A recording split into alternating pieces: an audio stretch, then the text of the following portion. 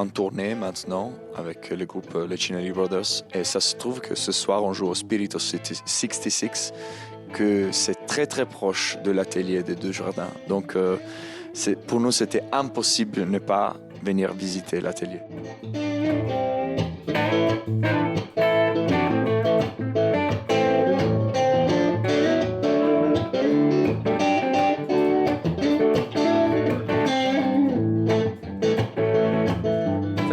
C'est ça qui motive et qui fait qu'on a envie de se lever le matin pour fabriquer des guitares. C'est vraiment le but à atteindre en fait. Je pense que tous ceux qui travaillent la guitare ou qui fabriquent des guitares, le but ultime, c'est de les voir jouer et de manière admirable, évidemment, par des musiciens extraordinaires.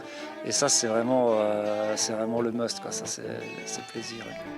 Lorsqu'ils se sont rencontrés au dernier festival de blues et jazz de Gouvy, cela a tout de suite collé entre les Cinelli Brothers et Guylain de Jardin.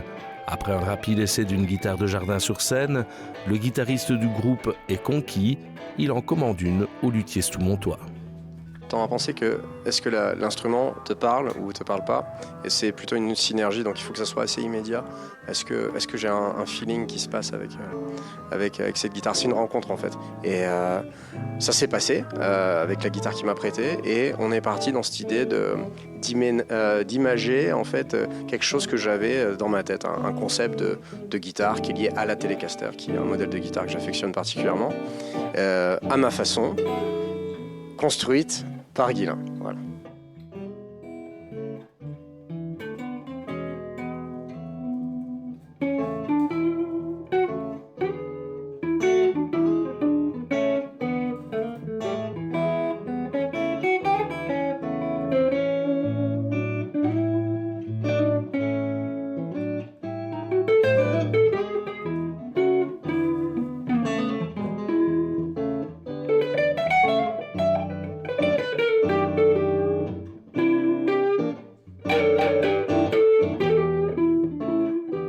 C'est un échange, c'est un travail à deux. Maintenant, c'est très bien avec les musiciens qui sont très pointus.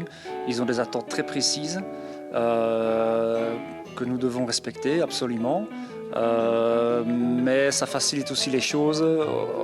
On sait de quoi on parle, on a un langage commun et du coup on sait aller vraiment assez vite droit au but.